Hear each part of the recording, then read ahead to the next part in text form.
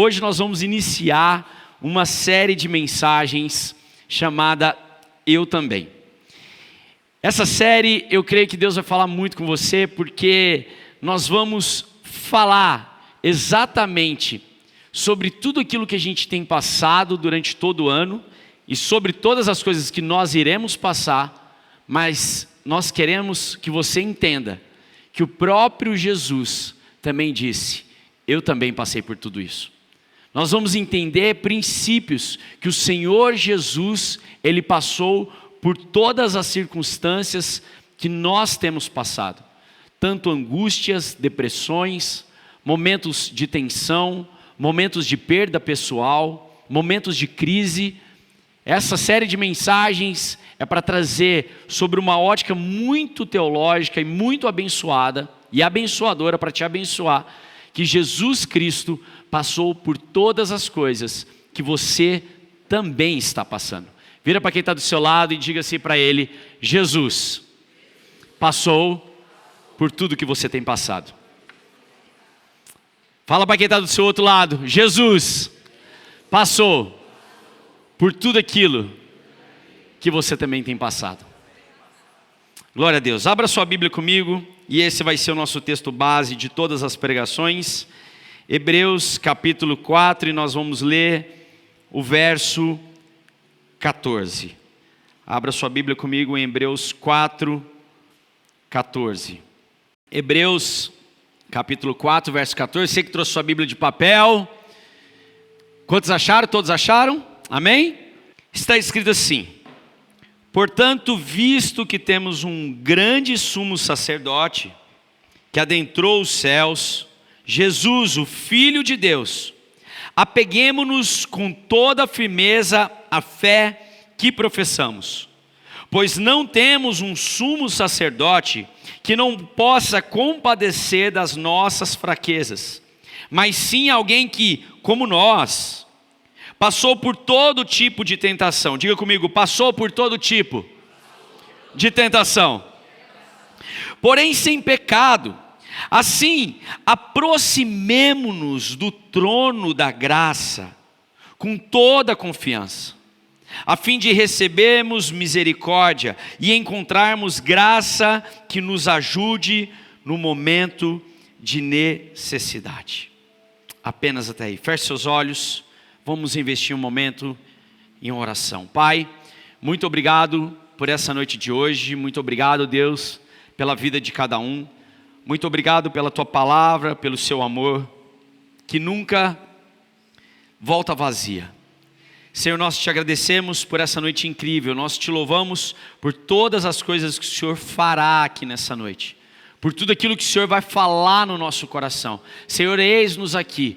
Nós estamos receptivos à Tua palavra. Pedimos que o Senhor fale conosco, para a Tua honra e glória, em nome de Jesus. E toda igreja diz,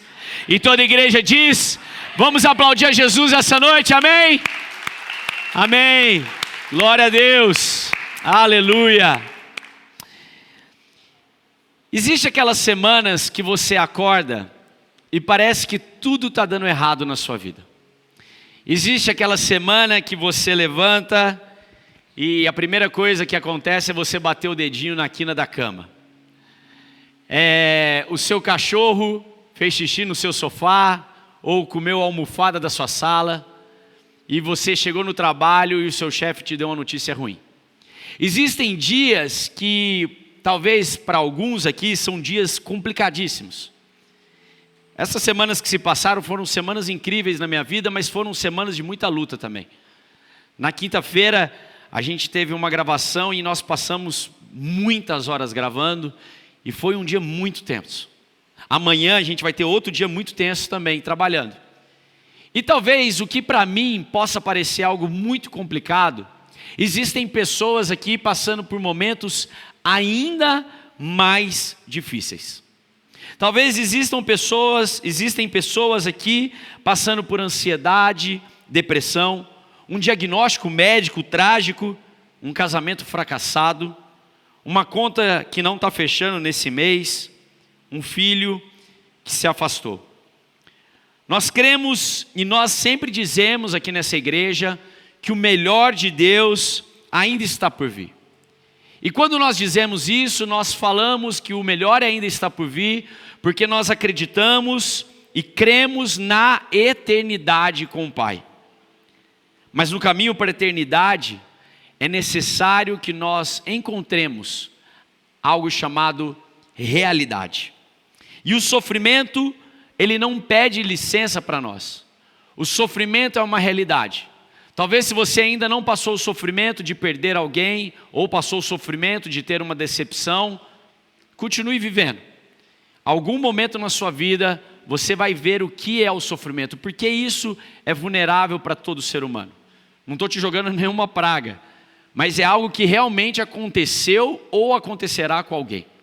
Quando a gente vê uma criança brincando, quando a gente vê as crianças ali atrás, e eu estava vendo ali o Afonso, né, o filho do Alisson, com as mãozinhas levantadas, adorando a Deus, e eu disse, glória a Jesus, pelas vidas das nossas crianças, porque elas podem adorar o Senhor, e elas vão se fortalecer, para que quando vier o dia mau, elas possam estar firmes nos pés do Senhor. Quando nós passamos por dificuldades e passando por sofrimento, muitos de nós ficamos nos questionando, mas por que Deus está permitindo isso? Mas por que Deus está fazendo isso comigo? E muitas vezes nós não damos sentido ou propósito às nossas dores. E eu quero que você preste muito atenção nisso. Porque quando damos sentido à nossa dor, ela nos dá o poder de prevalecer. Enquanto eu tenho um propósito, enquanto eu tenho um motivo, eu encontro uma oportunidade para continuar. Diga comigo assim, Deus, diga bem alto, Deus me deu uma razão. Sabe por quê? Porque Deus, quando nós pedimos isso a Deus, anote comigo, se você encontrar um propósito nas crises, você encontrará força para continuar perseverando. Segura um pouquinho isso aqui no telão, Jonathan. Eu sei que muita gente vai anotar isso. Quando você encontra um propósito na sua crise, você dá um nome para ela, você consegue permanecer. Por exemplo, eu disse isso ontem para os homens ao máximo. Eu lembro que quando nós nos casamos, eu e a Janaína, e esse ano nós vamos completar 17 anos de casado. Acertei. Acertei? Nós vamos completar 17 anos de casado. Eu lembro que quando nós fomos para nos casar, eu disse assim, eu quero que minha família seja um modelo.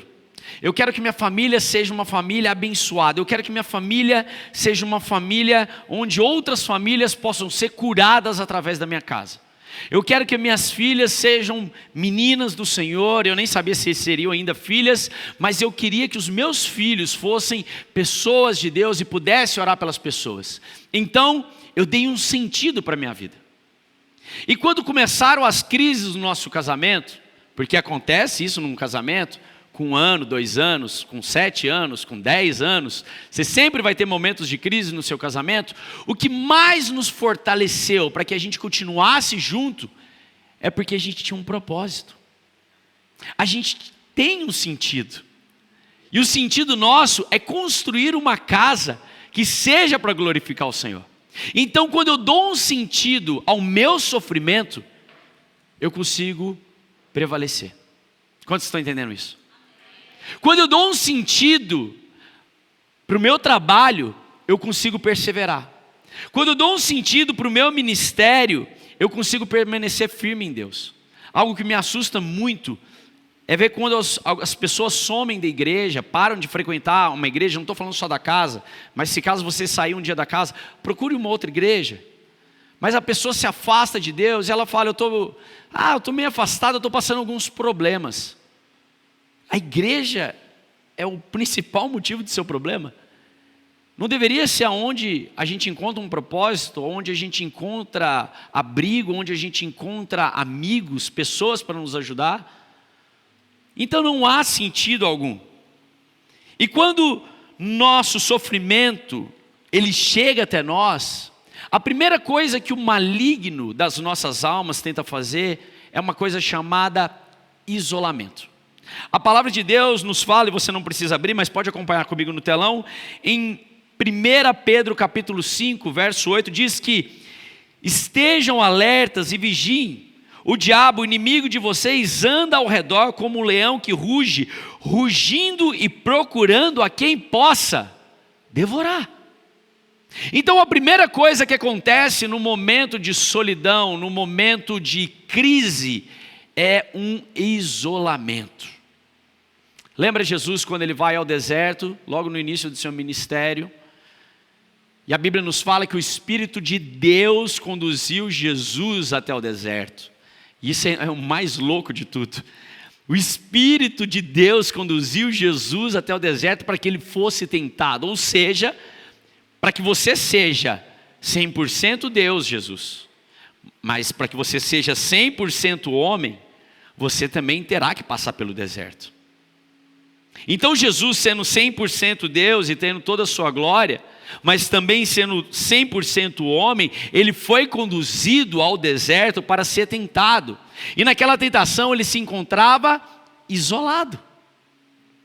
E como ele combate todo aquele momento? Através da palavra de Deus. E algo que eu vim nessa noite desmentir é essa frase que bate na sua cabeça.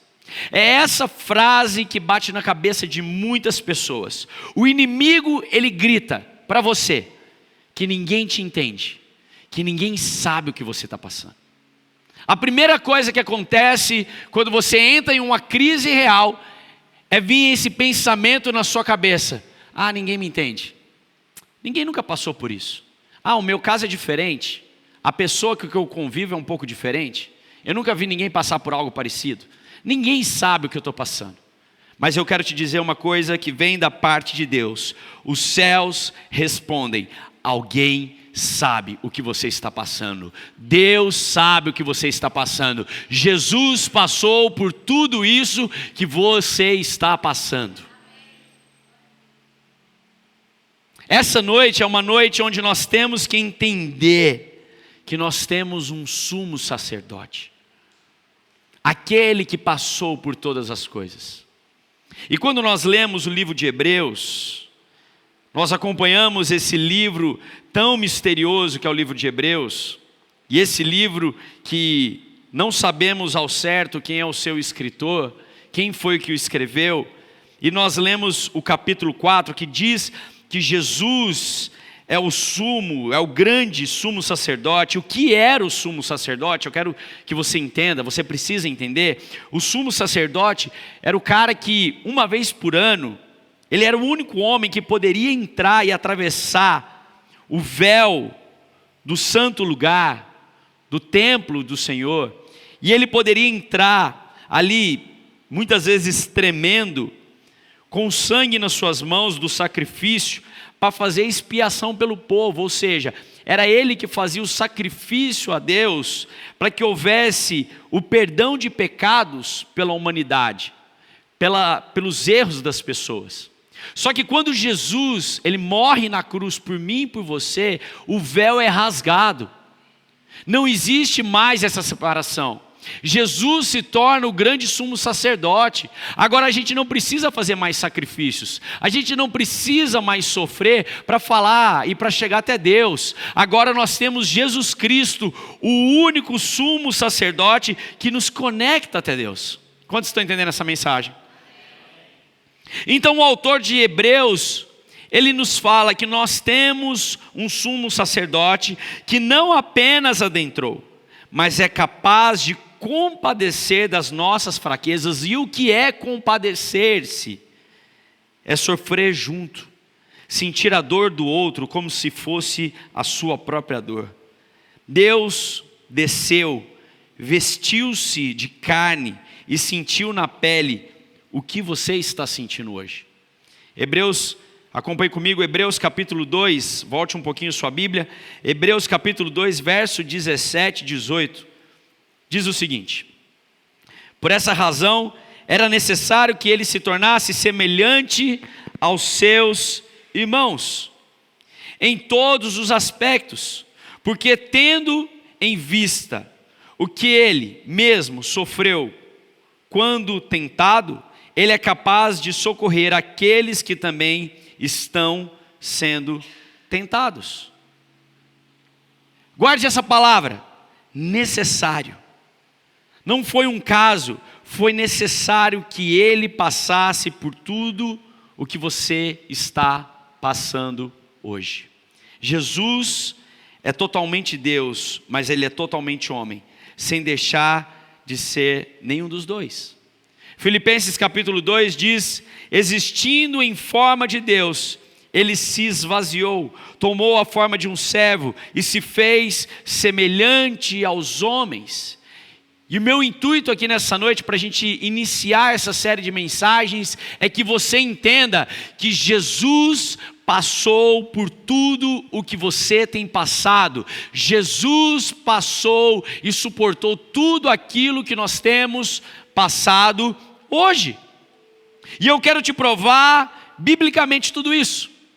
Existem todos os textos apontando, que mostram que Jesus permaneceu e foi muitas vezes tentado assim como nós. Em Lucas capítulo 24, Jesus afirmou que tinha verdadeiro corpo mesmo depois da ressurreição. Em João 12, Jesus tinha emoções humanas e ele estava perturbado em seu espírito. Hebreus capítulo 5, a Bíblia nos fala que Jesus aprendeu a obediência mesmo em meio ao sofrimento. Lucas 23, Jesus estava fraco em carregar a sua cruz. Lucas capítulo 2, versículo 52, Jesus aprendeu e aumentou a sua sabedoria. João capítulo 4, Jesus cansou da sua jornada. Lucas capítulo 2, Jesus cresceu em estatura. Mateus capítulo 4, Jesus estava com fome. João capítulo 19, Jesus estava com sede. João capítulo 11, Jesus chorou. E Lucas capítulo 24, Jesus comeu. Então, em todos os momentos, Jesus tem um aspecto humano. Ele padeceu, mas foi firme. Mas a humanidade de Jesus era diferente da nossa, porque nele não havia pecado. Mesmo habitando em um corpo pecaminoso, nele não havia pecado algum. Eu quero que você anote isso comigo. Eu amo em saber que Jesus é o nosso mediador junto ao Pai. Ele olha por nós e sabe exatamente por aquilo que estamos passando. Quantos conseguem entender isso aqui nessa noite? Que Jesus sabe aquilo que você está passando, amém? Isso é um momento para a gente não se alegrar. Isso é um momento para a gente alegrar porque talvez você está passando por um momento que seja de felicidade. E eu sei que Jesus passou por momentos felizes com seus amigos. Eu tenho uma figurinha no WhatsApp, Jesus pulando com os discípulos, numa cena do The Chosen. E eu imagino esse Jesus alegre. Mas eu imagino Jesus também indo para o canto chorar, porque se sentia sozinho. Eu imagino a tristeza de Jesus quando Pedro nega ele e ele se sente traído.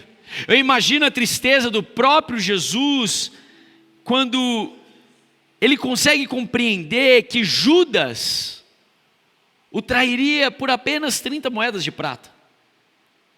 Em todos os momentos, Jesus, sendo Deus e tendo conhecimento do Pai, ele era homem e tinha as suas dores. E olhe para a vida dele e tente achar uma dor, a dor sua que ele não conheça. Porque Jesus, ele nasceu pobre e sem um lugar digno para nascer. Aonde Jesus nasceu? Numa manjedoura, num estábulo, no meio de animais, sem qualquer condição financeira. Foi mal interpretado pelos religiosos daquela época, pelos fariseus. Foi rejeitado pela sua própria família. Acompanhe lá, João capítulo 7, versículo 5. Depois estude isso. A sua família não acreditava. Inclusive os seus irmãos disseram para ele assim: ó, é o seguinte, sai de Nazaré, vai dar uma volta por esse mundo para que você faça uma fama. Porque nós não acreditamos em você. Ele sentiu a perda diante do túmulo do seu melhor amigo, Lázaro. Ele chorou. Ele sentiu a dor de uma perda. Esse ano nós perdemos o nosso irmão Jones aqui na casa. E eu lembro que no dia do funeral dele, que foi aqui, eu estava sentado ali, e eu estava chorando. E eu disse: Jesus, eu sei a dor do Senhor perder um grande amigo. E Jesus, ele teve esse sentimento. Ele foi traído por quem comia a sua mesa, foi perseguido por quem deveria ter reconhecido a sua virtude. Então, entenda que não existe nada que você esteja passando que Jesus não compreenda. Fala para quem está do seu lado: não existe nada. Fala para ele: não existe nada. Leia lá que está escrito: que você esteja passando que Jesus não compreenda. Agora fala para quem está do seu outro lado, fala a mesma coisa para ele: não existe nada que você esteja passando que Jesus não compreenda. Aleluia, aleluia. Mas o que eu faço com isso?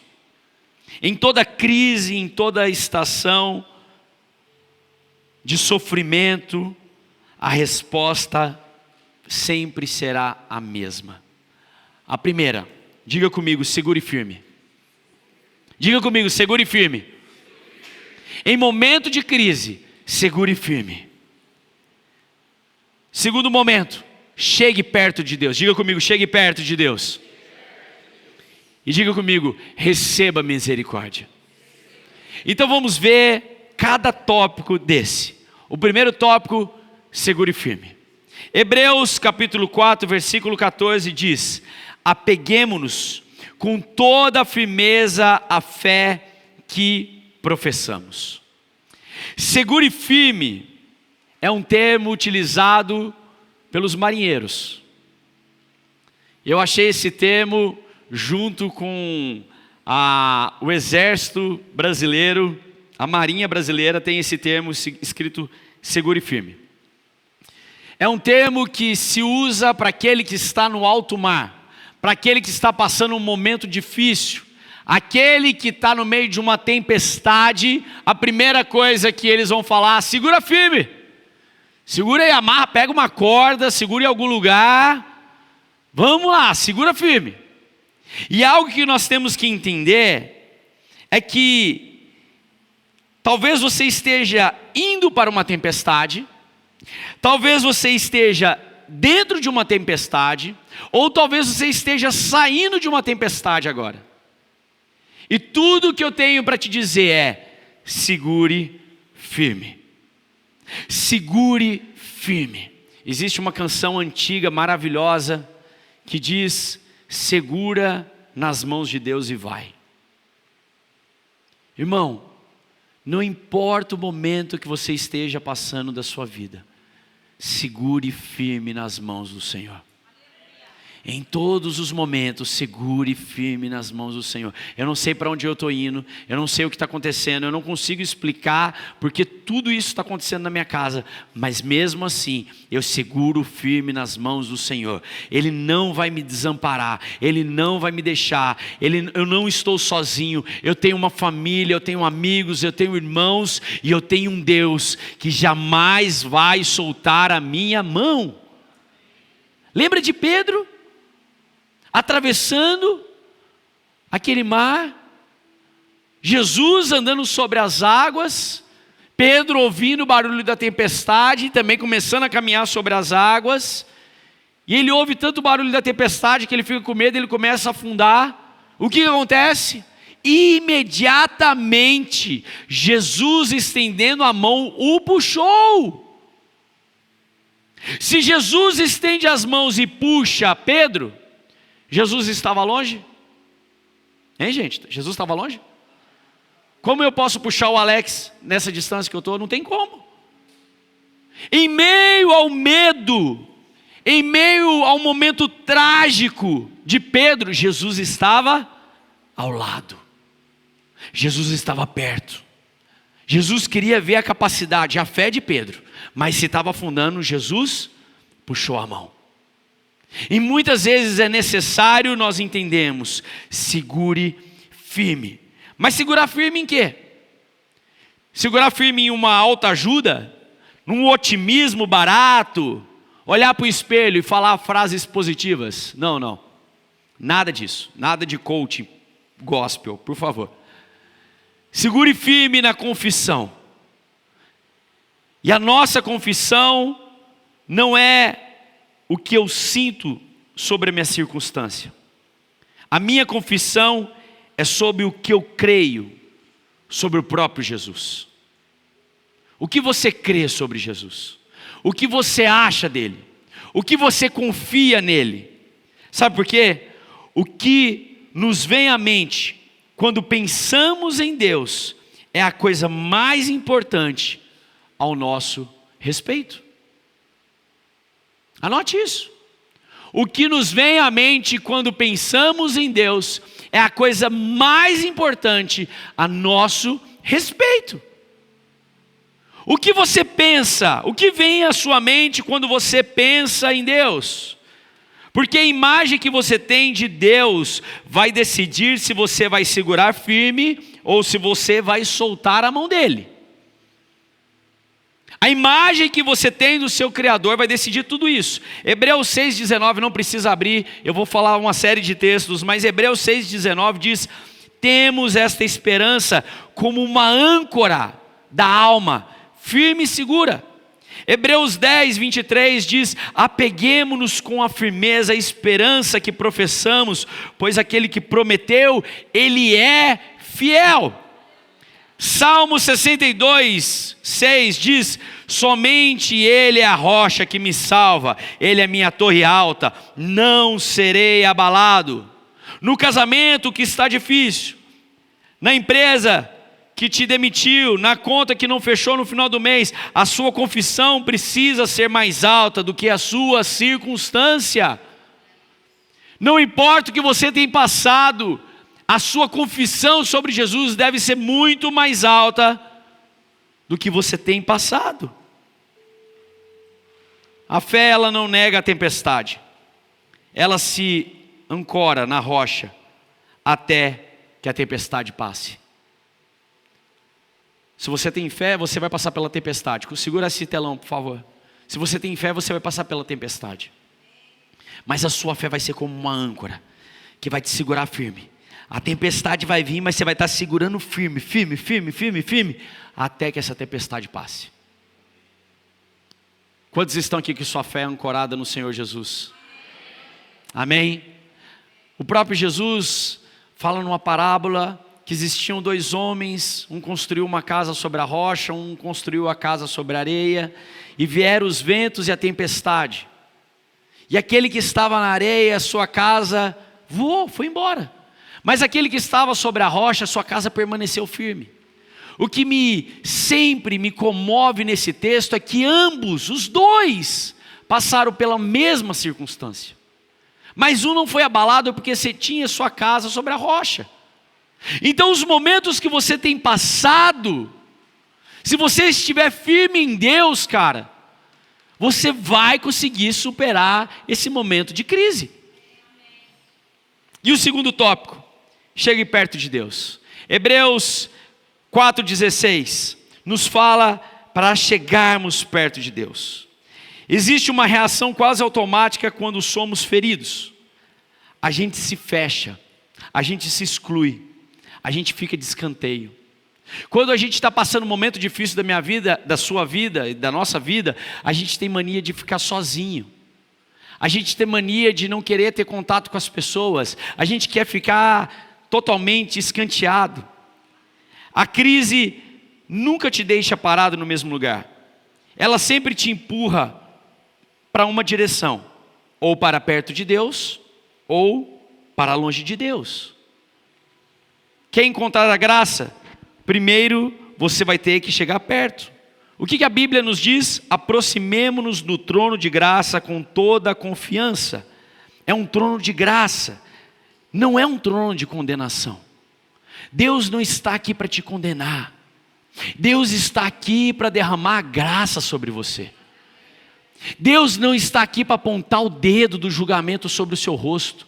Deus está aqui para te amar, para cuidar de você, para que você seja a melhor versão de você mesmo, para que Ele possa limpar o seu pecado, para que Ele possa te curar, para que Ele possa tirar as tristezas da sua alma, para que Ele possa tirar os carrapichos de você e te dar uma nova personalidade.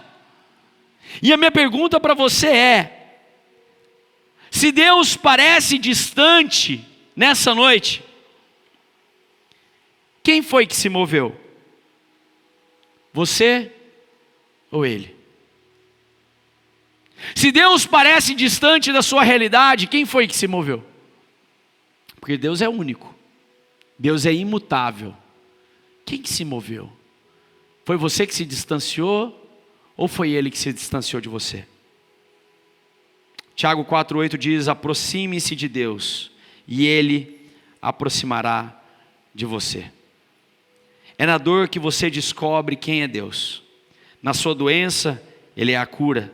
Na sua escassez, Ele é que provê. No seu vazio, é Ele que te restaura. Mas você só descobre isso se você chegar perto dEle. Segure firme nesse Deus que te conhece. Chegue perto de Deus, para que Ele se aproxime de você. E por último, receba a misericórdia de Deus. Hebreus 4,16 diz: a fim de recebermos misericórdia e encontrarmos graça, que nos ajude no momento pessoal, de necessidade. Encontrar graça em um momento de necessidade. Tem gente que segura firme, tem gente que chega até perto de Deus, mas tem gente que trava na hora de receber a misericórdia. Se condena tanto, que não acha digno de receber a misericórdia de Deus. Duas palavras importantes aqui nesse texto: misericórdia é não receber o juízo que eu mereço, e graça é receber um favor que eu também não mereço. Lamentações capítulo 3, verso 22 e 23 diz: as misericórdias do Senhor renovam-se a cada manhã, e grande é a tua fidelidade. Eu não sei o que você está passando hoje, mas eu quero te convidar a receber essa misericórdia de Deus. Existe uma história, rapidinho, eu preciso te contar ela. Existe uma história onde algumas pessoas foram levadas para um laboratório. E lá nesse laboratório, alguns cientistas pegaram uma grande maquiadora cinematográfica e fez uma grande cicatriz no rosto de cada pessoa. E eles falaram assim: olha, vocês vão andar durante um dia inteiro com essa grande cicatriz, com essa aberração no rosto de vocês. E no final do dia eu quero que vocês nos contem qual foi a reação das pessoas e o que vocês sentiram. E logo antes daquelas pessoas saírem daquele laboratório, de forma muito sutil, eles removeram a cicatriz do rosto daquelas pessoas e deixaram as pessoas saírem. Quando as pessoas voltaram no final da tarde, eles perguntaram: e aí, como que foi a experiência de vocês? E a maioria deles disseram a mesma coisa: as pessoas estavam me olhando diferente, as pessoas estavam me julgando, as pessoas estavam me olhando meio com medo, as pessoas, elas não queriam ficar perto de mim. E aqueles cientistas revelaram para eles: então, mas em nenhum momento vocês saíram nas ruas com a cicatriz que nós colocamos. Nós removemos elas antes de vocês. Sabe de uma coisa? Aquelas pessoas criaram esse estereótipo dentro deles e continuaram permanecendo com aquela mentalidade de vitimismo, aquela mentalidade que não era amada, aquela mentalidade que as pessoas julgavam eles. E muitos de nós estamos assim. Deus já te perdoou, Deus já te curou, Deus já te restaurou, Deus está arrancando cicatrizes de você, e você ainda quer permanecer na mesma vida. Algo que eu quero que você guarde no seu coração: Se você está em Cristo, a cicatriz da sua vida já foi removida. A cicatriz da sua história já foi removida. Se você está em Cristo Jesus, não há mais condenação. Existe um Jesus que te ama. Isaías capítulo 53, verso 5 diz: e pelas suas feridas nós fomos curados. Uma coisa é estar dentro da tempestade, outra coisa bem diferente é a tempestade estar dentro de você. Uma coisa é você estar passando por um momento difícil, outra coisa é você querer passar por um momento difícil e querer permanecer nesse momento difícil. E ninguém recebe hoje a graça para uma próxima semana. A misericórdia é o pão de cada dia. Receba a graça de Deus hoje. Tenha a sua vida transformada hoje. Saiba de uma coisa, Jesus passou por tudo que você tem passado, e nessa noite Ele quer remover as cicatrizes de você. Jesus quer te curar nessa noite. Jesus quer transformar pessoas aqui nessa noite. Jesus quer transformar casamentos aqui nessa noite. Jesus quer curar pessoas aqui nessa noite. Jesus quer libertar vícios aqui nessa noite. Jesus quer transformar histórias aqui nessa noite. Olá, Pastor Thales e Pastora Janaína aqui. Se essa palavra falou no seu coração e você deseja se arrepender dos seus pecados e confessar Jesus Cristo como seu Senhor e Salvador, nesse momento nós vamos orar com você e você pode repetir conosco. Vamos orar juntos? Senhor Jesus, nesse dia de hoje, eu te confesso como meu Senhor e o meu Salvador. Escreva meu nome no livro da vida e apague agora todos os meus pecados. Senhor Jesus, eu te entrego o meu coração e declaro que eu estou nascendo de novo, em nome de Jesus. Amém. Se a sua oração foi real de todo o seu coração, nós queremos te conhecer, queremos te dizer, seja muito bem-vindo à nossa família. O nosso contato vai passar aqui embaixo das nossas redes sociais e por onde você pode conversar conosco. E nós queremos conhecer um pouco mais sobre você. Até mais.